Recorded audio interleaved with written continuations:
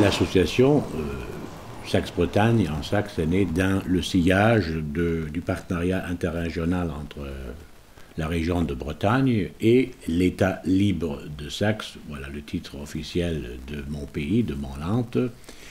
Le jumelage, pour rappeler en bref l'historique de ce partenariat, est né en 1995, le partenariat officiel, une idée des hommes politiques, sans grande évaluation profonde, mais néanmoins ça a été une grande chance pour nos deux pays de se rapprocher, pour se connaître, d'où la raison pour laquelle en Bretagne est née déjà un an après la signature officielle entre la Saxe et la Bretagne, est née une association des Amis du jumelage Saxe-Bretagne en 1996. Les Saxons ont dû attendre un peu, c'était à peu près 10 ans après, en 2004-2005, que l'association allemande Saxe-Bretagne, ici à Dresde, est née. C'était donc une réponse nécessaire pour approfondir, disons, la dimension au niveau de la société civile. Ce qu'il faut, c'est échanger, rapprocher les hommes, les femmes, les jeunes, au niveau de la société civile, les enseignants, les élèves, les étudiants, les apprentis, les musiciens, les artistes, tous azimuts. Donc, ce que j'appelle l'universalité dans la spécificité régionale. La Saxe, c'est d'un côté un pays, un vieux pays, comme la Bretagne, une histoire spécifique qui longtemps était une histoire, disons, d'une certaine autonomie et indépendance, ce qui rapproche la Saxe, l'ancien duché, électorat, royaume, etc., à la Bretagne. Mais en même temps, c'est un pays neuf parce que né de la révolution de velours en 89, parce que la Saxe, en tant que pays, en tant que région autonome, n'a pas existé pendant le Troisième Reich et la RDA, sous le régime communiste. Ça a été centralisé. Donc la Saxe, comme pays, est rené après la révolution de velours allemande, qui a pris son départ ici à Dresde et à Leipzig, les deux grandes villes de la Saxe. Donc c'est redevenu un État lent, membre de la République fédérale d'Allemagne, un des 16 Länder allemands. D'un côté, en marge, à l'est extrême de la République fédérale, mais en même temps, ce qui est un atout, au centre, au cœur de l'Europe centrale, ce qui donne une position stratégique à la Saxe. C'est un petit pays, aujourd'hui avec une population autour des 4 millions, donc à peu près comparable avec la Bretagne, c'est-à-dire la région de Bretagne, je ne parle pas de la Bretagne historique et culturelle, qui inclut Nantes. Avec ça, la Bretagne a plus d'habitants. D'ailleurs, un sort parallèle entre la Saxe et la Bretagne, parce que la Saxe a été aussi amputée d'une grande partie de son territoire au XIXe siècle, par la Prusse. C'est un pays fascinant comme la Bretagne, car un mélange de beaux paysages, de culture, d'histoire, d'industrie, agriculture, high-tech, avec des villes baroques, Renaissance, classicisme, beaucoup de châteaux. On a en Saxe entre, si ma mémoire est bonne, entre 300 et 400 châteaux, y compris des châteaux forts. Donc, pour un touriste, c'est un beau pays, c'est un petit paradis et qui inclut toutes sortes de paysages des plaines, des montagnes, des monts, des fleuves, des forêts, une région très diversifiée, des gens très diversifiés, parce que les Saxons en tant que tels, c'est pas une entité fermée. Il y a les Saxons historiques, les Saxons authentiques qui sont, on peut les positionner, c'est Dresde, Chemnitz, Leipzig, mais on a aussi les Sorabes, par exemple, les Sorabes, une minorité slave à l'est de la Saxe, dans une région qui s'appelle en allemand Lausitz, Lusace en français, autour de 50 000 personnes qui parlent, ou dont une partie parle une langue slave, le sorabe. Donc, on peut faire une comparaison entre la Bretagne bretonnisante et une partie de la Saxe qui parle aussi une autre langue que l'allemand, n'est-ce pas? Il y a des régions comme le Vogtland, comme le Erzgebirge, les monts métallifères, qui ne font pas part de la Saxe historique. Donc, la Saxe est un patchwork de paysages différents, de gens différents, de mentalités différentes, mais tout ça quand même avec une mentalité assez tribaliste. Donc, encore une fois, un point commun avec les Bretons qui sont aussi très différents, très différenciés. Ce n'est pas un bloc, mais de l'extérieur, les Bretons aussi ont une mentalité, disons, je dis ça sur un air jovial, tribaliste. Hein.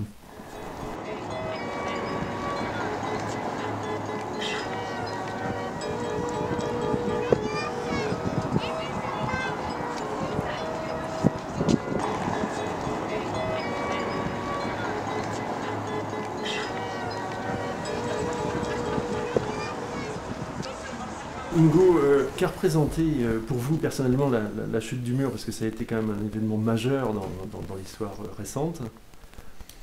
C'était aussi un événement majeur dans l'histoire récente européenne et allemande, mais aussi dans ma propre vie. J'étais déjà bien avant la chute du mur, travaillant dans le franco-allemand. J'étais profondément inspiré par le débat français sur la question allemande.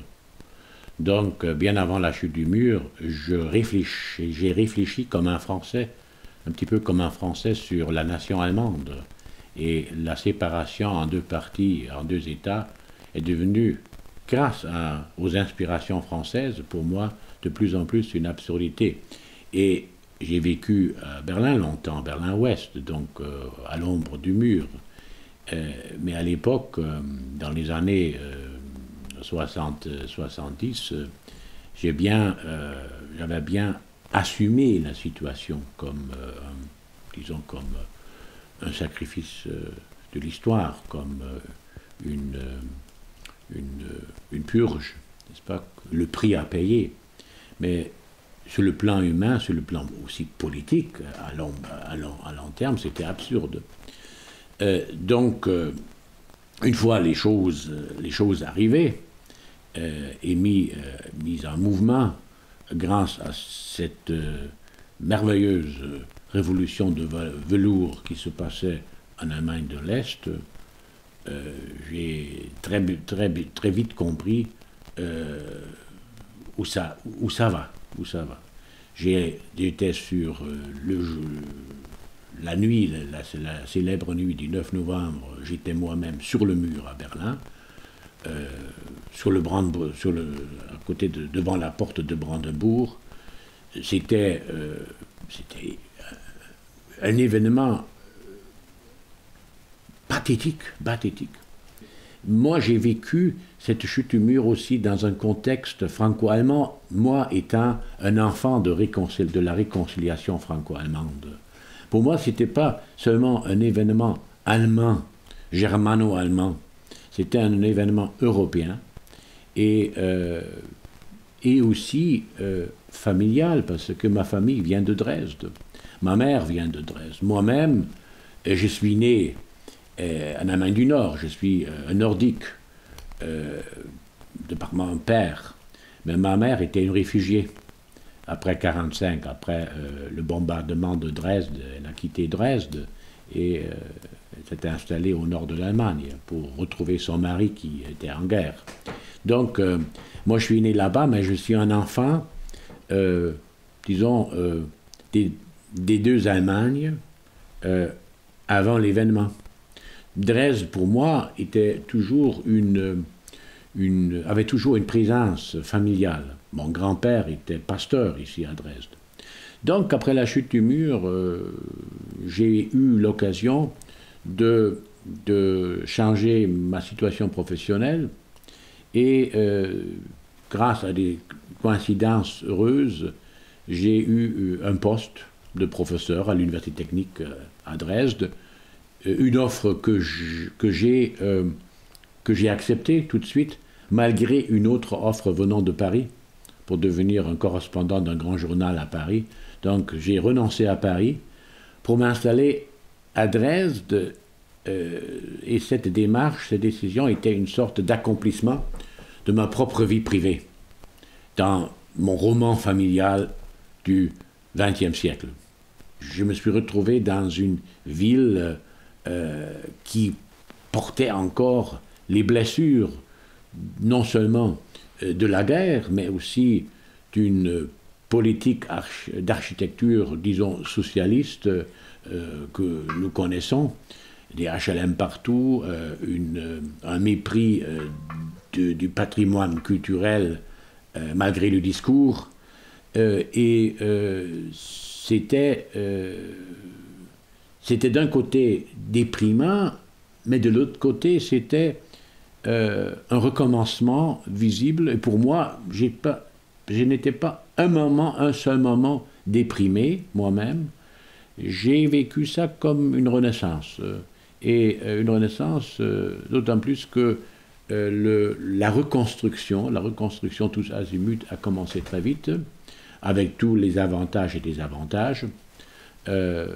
Mais pour moi, j'ai assisté à la reconstruction de la ville de Dresde, pour parler de Dresde, qui est devenue en 20 ans, de nouveau, une des plus belles villes en Allemagne. Je ne parle pas des autres villes en Saxe que j'ai découvertes, des villes, par exemple, comme Bautzen ou comme Görlitz, qui n'étaient jamais détruites, mais qui avaient vécu un passé pendant 40 ans sans reconstruction, mais le noyau historique et architectural a été sauvegardé. Donc, avec les reconstructions et avec les embellissements, ce sont devenus des villes bijoux baroques et renaissance, comme la ville de Görlitz et la ville de Bautzen. C'est splendide, c'est vraiment splendide. Il faut y aller, vraiment, il faut y aller, il faut connaître ça. Donc, j'ai vécu, durant ces 2 siècles, 2 décennies que je vis maintenant ici, un changement quasi séculaire. Et pour moi, c'était comme un nouveau printemps dans ma vie.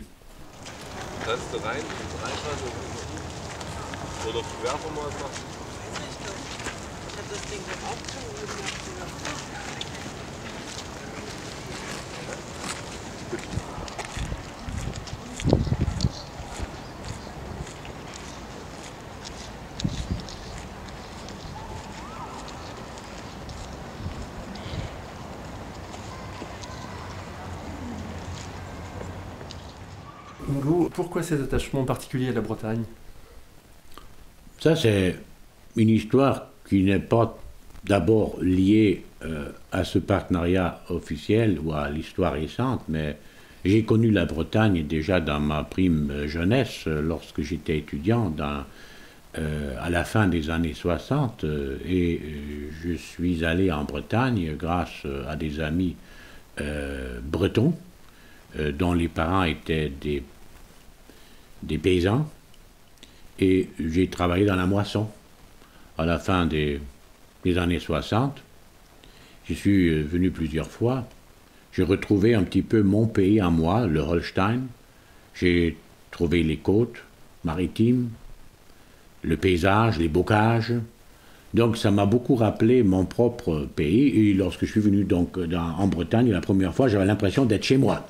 Donc il y a là un fond primaire en moi, un amour, disons, primitif pour la Bretagne. Et lorsque j'ai appris ici le fait du partenariat interrégional entre la Saxe et la Bretagne, c'était une très bonne occasion pour moi d'officialiser ça et de m'engager dans une telle association dont je suis le président. Donc il y a une sorte de combinaison entre mes expériences bretonnes de prime jeunesse et de maturité adulte maintenant, où je peux en faire un travail, disons, parapolitique. Pas politique officiel, mais parapolitique au niveau de la société civile. Et faire du franco-allemand dans le vécu, dans le petit vécu. Pour moi, je suis un compagnon de route de la réconciliation franco-allemande, mais c'est un grand mot. France-Allemagne, c'est un grand mot. La réalité, ce sont les régions, les villes. Moi, on ne va pas en France, on ne va pas en Allemagne, on va dans une région, on va dans une ville. Hein. La réalité, c'est le microcosme vécu du quotidien. Donc, j'ai vu là, après avoir travaillé longtemps dans la politique franco-allemande, dans les années 80, je crois là, il faut faire du franco-allemand ou un travail européen au niveau régional. Donc, il y a, pour expliquer mon engagement dans ce jumelage régional Saxe-Bretagne, il y a des raisons politiques, il y a des motifs personnels. Et parmi les motifs personnels, c'est mon affection profonde pour la Bretagne, pour son histoire, pour ses cultures, j'ai dit ça au pluriel, pour le breton, pour la langue bretonne, que j'aime beaucoup, je ne la parle pas, hélas, mais j'aime bien écouter, pour la diversité du pays, pour la fierté identitaire des Bretons. Moi, je préfère la fierté identitaire régionale à la fierté nationale, parce que la fierté nationale, c'est très abstrait, et c'est très souvent trop près du nationalisme et du chauvinisme. Une fierté régionale, c'est un fait cosmopolitique.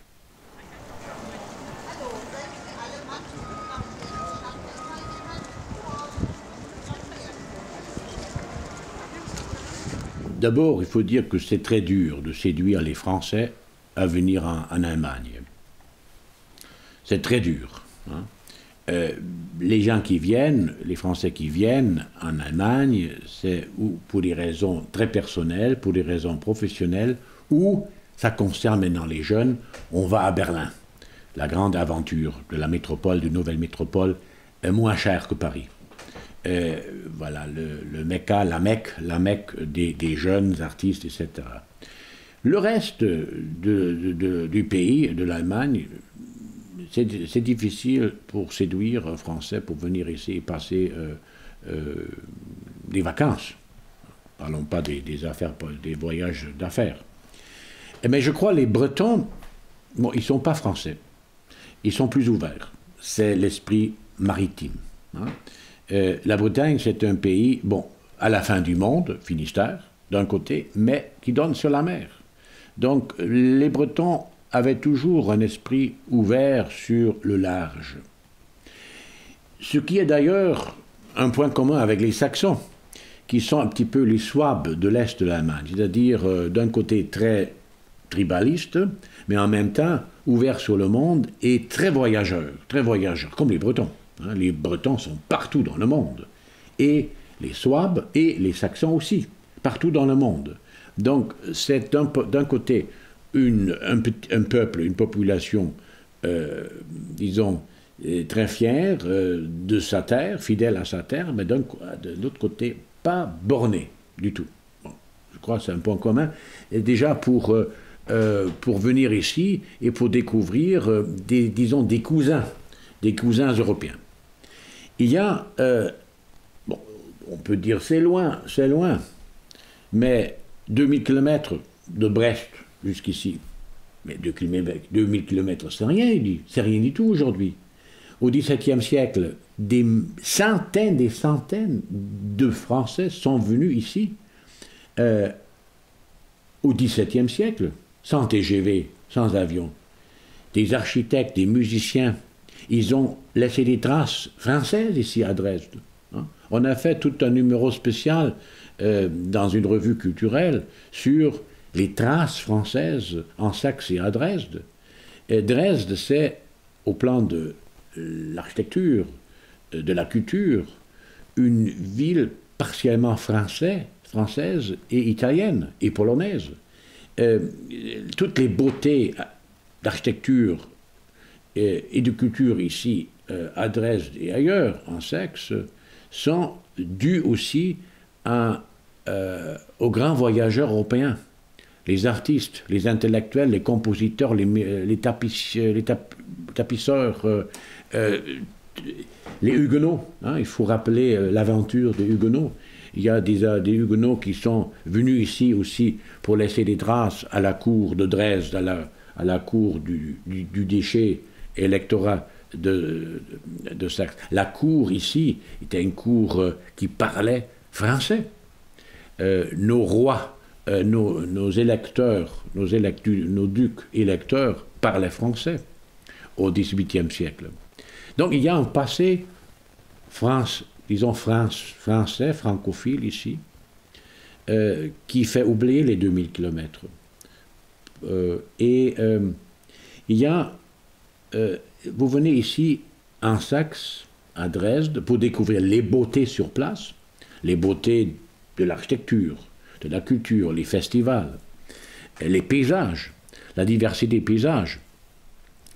Et vous êtes au cœur de l'Europe centrale.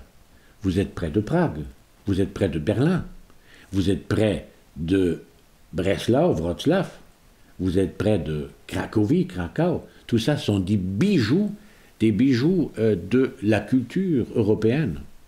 Donc un voyage ici, ces 2000 km, c'est un voyage dans le cœur de l'Europe. Et les Bretons sont des Européens qui ont semé, disons, l'esprit européen partout dans le monde.